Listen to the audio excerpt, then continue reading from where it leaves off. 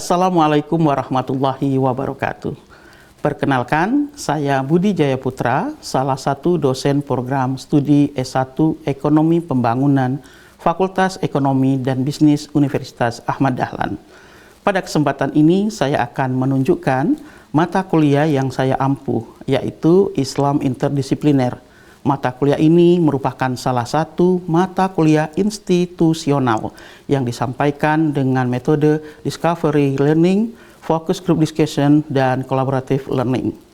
Video ini dibuat guna memenuhi salah satu syarat sertifikasi dosen terkait pernyataan diri dosen dalam unjuk kerja Tridharma Perguruan Tinggi atau PDD UKT-PT khususnya di bidang pengajaran.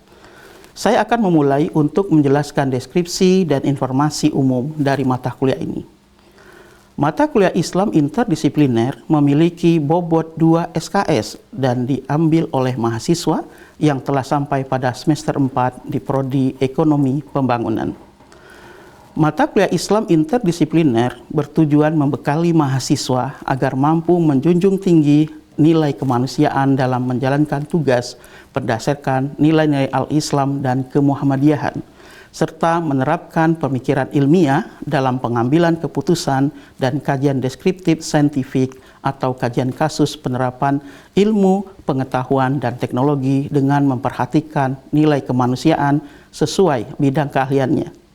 Mata kuliah ini dikembangkan berdasar prinsip Outcome Based Education atau OBE dan merujuk pada rencana pembelajaran semester atau RPS yang disusun secara sistematis. Pada mata kuliah ini kita akan membahas tentang integrasi antara agama Islam dengan ekonomi yang dimulai dari pertemuan pertama sampai ke-7 mencakup materi kewajiban menuntut ilmu berdasarkan pandangan Islam, sejarah peradaban ilmu dalam Islam, kemajuan dan kemunduran peradaban Islam, Al-Quran dan ilmu pengetahuan, hadis dan sains, integrasi agama dan sains, paradigma dan etika pengembangan sains. Kemudian, pertemuan ke-9 sampai 15 akan membahas konsep dasar Islam, karakteristik dan rancang bangun ekonomi Islam, sejarah pemikiran ekonomi Islam, bentuk ekonomi Islam, penggolongan akad, dan proposal penelitian. Ada beberapa capaian yang harus dikuasai mahasiswa saat menempuh mata kuliah ini. Pertama, CPL 1, mampu menjunjung tinggi nilai kemanusiaan dalam menjalankan tugas berdasarkan nilai al-Islam dan kemuhammadiyahan.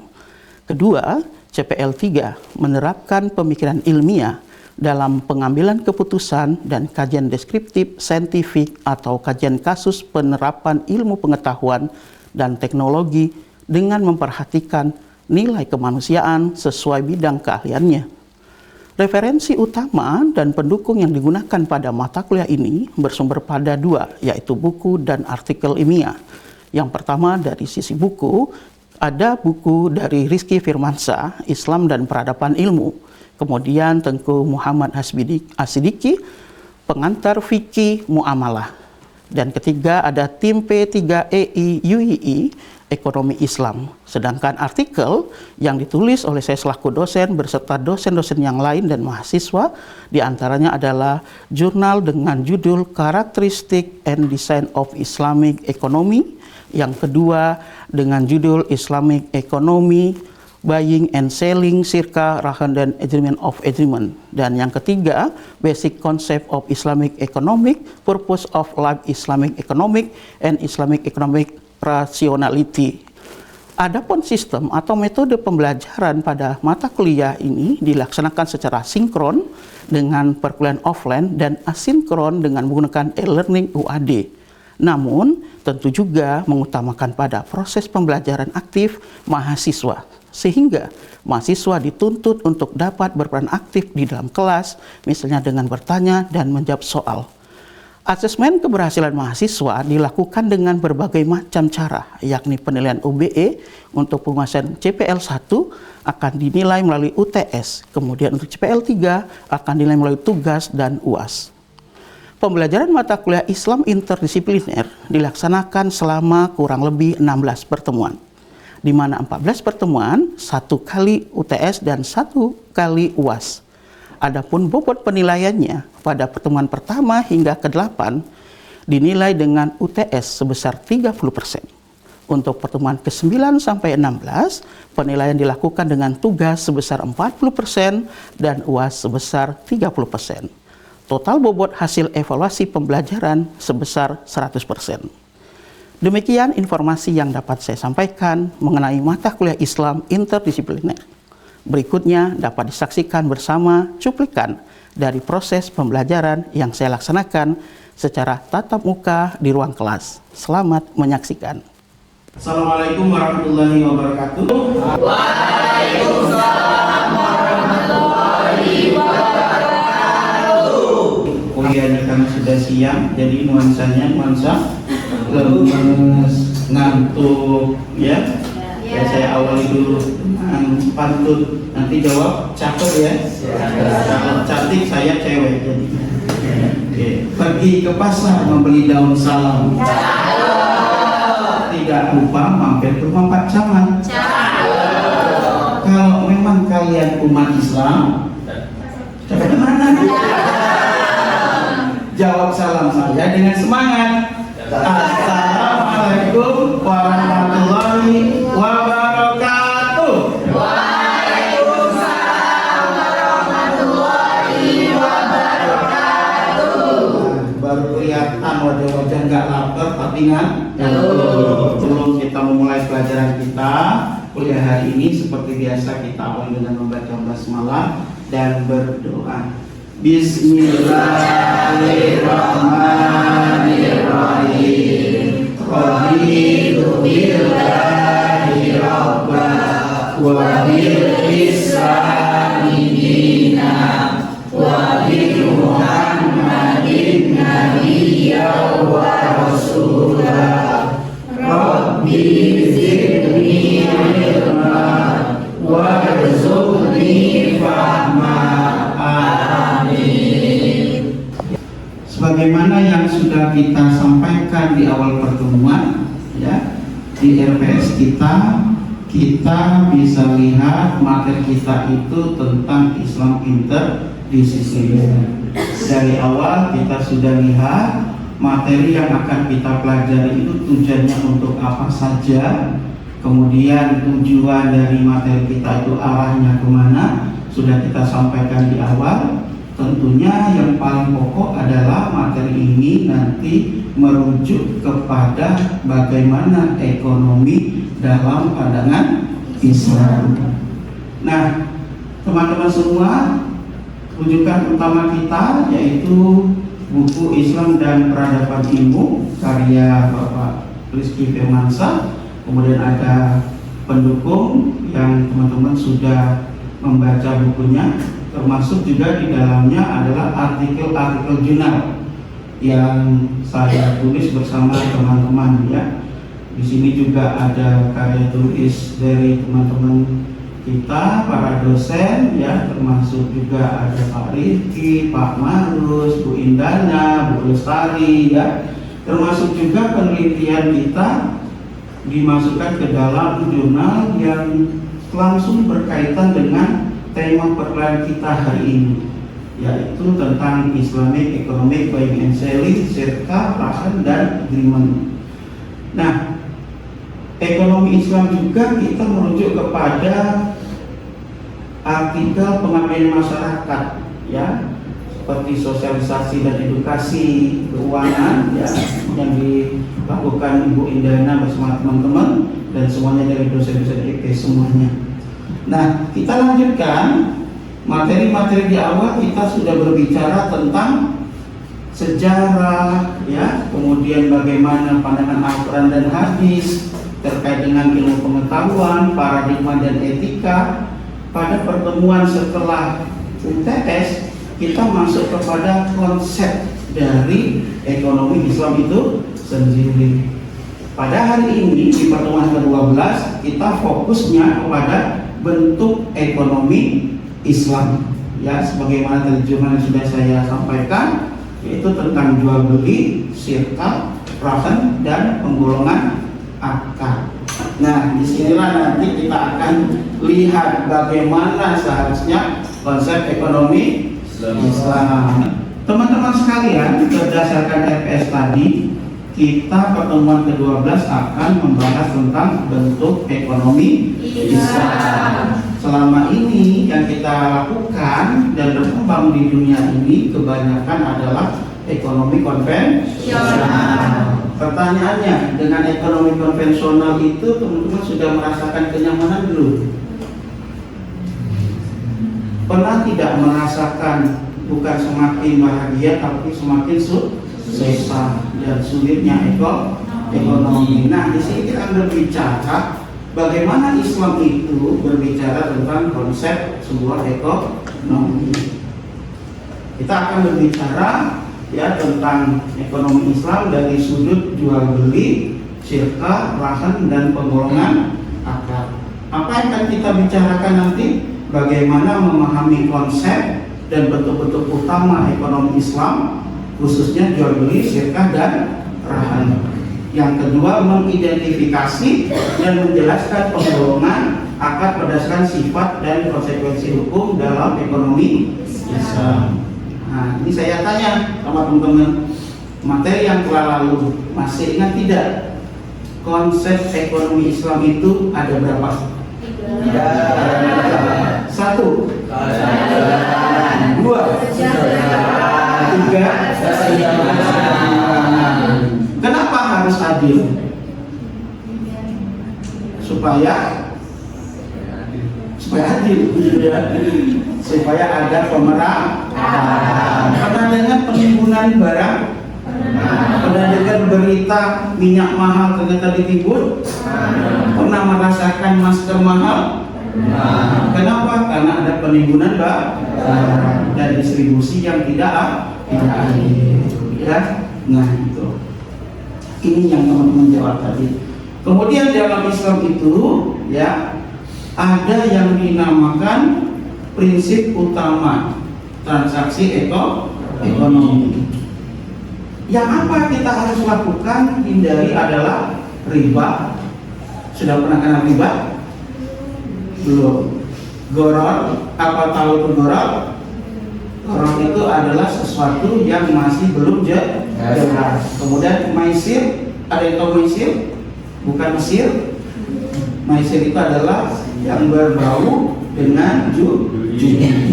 Kemudian menegakkan kejujuran dan tanggung jawab. Inilah prinsip utama transaksi ekonomi Islam. Jadi dalam transaksi kita tidak boleh ada yang tidak jelas. Semua harus jelas. Kalau dalam peribahasa Indonesia, beli kucing dalam karung, sama-sama ngeong, tapi belum tentu kucingnya sehat atau tidak. Ya. Nah, yang pertama kita berbicara tentang jual beli. Siapa di sini yang biasa transaksi jual beli? Banyak, dan hampir setiap kita, apalagi mahasiswa, mesti setiap hari melakukan transaksi jual beli karena harus beli makan. Ya, atau ada yang nganterin ke rumah? Tidak ada. Atau ada yang masakin? Rahasia, ya. Nah, ini transaksi jual beli. Apakah selama ini transaksi jual beli kita sudah sesuai dengan Islam atau tidak? Coba kita lihat dulu, ya teman-teman. Nah, yang pertama dari pengertian bahwa jual beli itu adalah sebuah transaksi untuk memindahkan satu barang ke tempat yang lain atau pertukaran barang, baik harta maupun barang. Nah, teman-teman, di dalam Islam itu semuanya diatur, termasuk masalah jual beli. Di mana mengaturnya? Yaitu dalam Al-Quran dan hadis. Islam sangat jelas sekali dalam Al-Quran bahwa jual beli itu halal, sedangkan riba itu halal. Maka teman-teman, kalau jual beli itu ada sesuatu yang halal, tapi nanti bisa jadi apa yang kita lakukan dalam transaksi bisa menjadi haram. Kenapa? Melanggar konsep jual belinya. Nah, di sini kita harus lihat, ya, rukun jual beli. Ada orang yang berakad, artinya ada orang yang jual, ada yang beli. Kalau tiba-tiba nggak beli, barang datang, namanya apa? Apa namanya? kejutan, ya. Oh, nggak beli tiba-tiba datang, ya.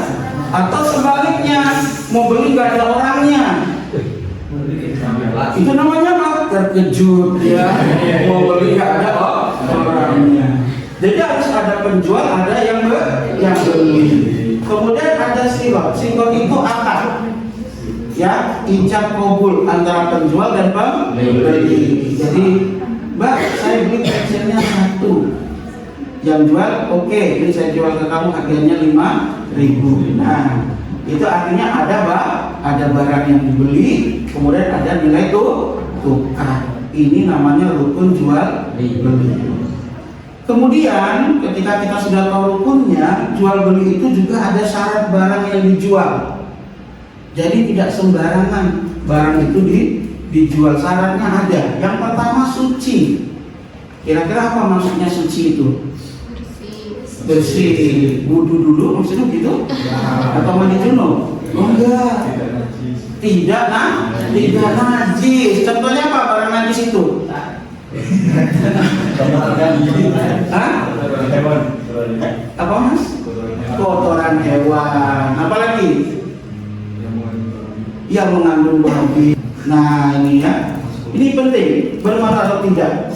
Termasuk teman-teman yang mau beli barang sebenarnya, kalau nggak bermanfaat jangan beli. Cuman tren aja, ya, beli kulkas, lemari es. Beli aja karena lihat bagus, ternyata di rumahnya nggak ada listrik, manfaat nggak? Nggak manfaat, ya. Dapat dikuasai, artinya setelah membeli itu barang itu jadi milik dia. Kemudian diketahui kadar, jenis, sifat dan harga barang tersebut. Harganya jelas, ya. Kadarnya jelas, ya. Jadi kamu mau beli apa? Mau beli beras berapa sekilo, itu kadarnya. Harganya berapa? 20.000, itu harganya. Tahu kualitasnya bagus atau tidak, ya. Nah, terakhir boleh diserahkan saat akad berlangsung. Ketika sudah terjadi akad jual beli, barangnya bisa diterima. Selanjutnya teman-teman, ada juga jual beli yang diharamkan, ya. Jadi tidak semua jual beli itu boleh. Nah, misalnya nih, jual beli barang yang diharamkan, ya, seperti jual beli apa? Sperma. Nggak boleh, ya, Mas Abbas, ya, boleh jual gitu ya. Nah, ya, jual beli dengan tanda atau wasiat, ya. Nah, kemudian jual beli anak binatang yang masih di dalam perut ibunya sendiri, ya. Kenapa belum diketahui? Hektar. Di mana? Di planet Mars. Oh, nggak boleh, karena belum pernah dilihat, ya. Jual beli, ya, buah-buahan yang belum saatnya panen. Musim durian, ya, kamu orang kaya, ini saya beli pohon duriannya beserta buahnya 200 juta, padahal belum panen, nggak boleh. Kenapa? Karena mesti nanti ada salah satu yang rugi. Ingat tadi, ya, harus adil. Kemudian Abu Daud ini, ya, yang berbicara tentang apa? Syirka, kerjasama, ya. Nah, teman-teman, syirka itu ada rukun yang harus dipenuhi, ya, yang harus dipenuhi. Yang pertama adalah pelaku, ya, baik penjual maupun pembeli. Kemudian adanya objek, ya, objek apa yang menjadi barang transaksi. Kemudian ijab kabul. Nah, itu namanya syirka. Syirka itu sebenarnya sama dengan syirik, loh. Malah bingung dong. Nah, berarti kita syirik Pak, tidak dari segi bahasa, ya, yaitu menyamakan atau bekerja sama. Nah, sekarang kita lihat apa syaratnya syirka itu boleh dilakukan. Yang pertama adalah, ya, perserikatan itu merupakan transaksi yang boleh diwakilkan. Jadi syirka itu kerjasama boleh diwakilkan, tidak harus orangnya datang sendiri. Kemudian ada barang dan jasa yang halal. Kamu mau bekerja sama di mananya? Di barangnya, ya, di bendanya atau jasa, ya. Kemudian persentase pembagian keuntungan itu jelas, berapa persennya. kemudian modal, harga barang dan seterusnya juga harus jelas. Tempat penyerahan harus jelas karena berkaitan biaya transportasi, dan terakhir barang yang ditransaksikan harus sepenuhnya dalam kepemilikan. Nah, tidak boleh punya orang yang tidak resmi karena syarat utama barang itu harus punya kepemilikan. Kemudian macam-macam sirka, macam-macam kerjasama. Ada dua secara garis besar. Yang pertama itu ya sirka al-milki. Ya, baik teman-teman semua, ya kita akan membuat 3 kelompok FGD ya untuk diskusi terkait dengan materi kita. Kita akan membahas tentang jual beli, syirka, dan rahan. Tugas teman-teman adalah pilih salah satu dari 3 itu, kemudian berikan contohnya yang sesuai dengan hukum dan syarat, dan ketiga buat alasan kenapa pilih tema itu, jual beli, rahan, atau syirka. Ya, silakan didiskusikan dalam kelompok.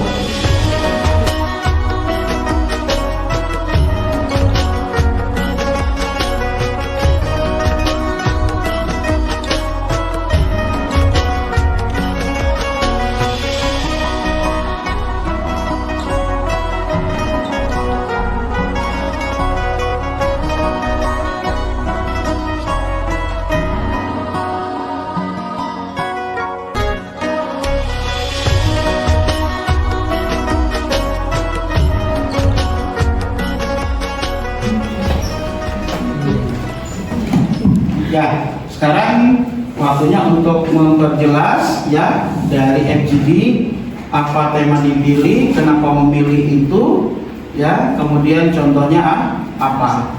Dari kelompok pertama dulu, temanya tentang dari kelompok pertama kita ambil tema yang jual beli.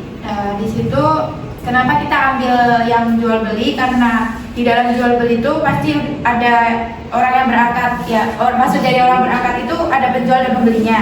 Terus yang kedua ada sikat atau lafal ijab qabul waktu pembeliannya. Terus yang ketiga ada barang yang dibeli, dan yang terakhir ada nilai tukar yaitu uang. Nah, contoh dari jual beli tersebut, semisal di dalam pasar ada penjual sayur dan kemudian ada pembeli. Nah, di dalam penjual sayur tersebut menjual contohnya wortel. Jadi pembeli tersebut membeli wortel dengan kesepakatan antara penjual dan pembeli dengan harga yang sudah ditentukan, dan mereka sama-sama rela. Nah, kemudian setelah tersebut penjual menyerahkan wortel kepada pembeli dengan uang yang sudah diterima oleh pembeli, begitu Pak. Dan di dalam tersebut terdapat transaksi yang sudah memenuhi syarat rukun dalam ekonomi Islam. Jadi kenapa sebagai mahasiswa lebih memilih untuk jual beli daripada yang lain? Karena di dalam jual beli tersebut ada ijab qabul, terus kemudian ada barang yang buat pembayaran yaitu uang. Terus yang ketiga udah pasti ada orang yang berangkat yang penjual dan pembelinya. Oke, baik, tepuk tangan dulu buat teman kita. Adalah tentang rahan, gadai. Nah, ini mahasiswa banget. Kenapa memilih transaksi gadai? Silakan, Mas Pika.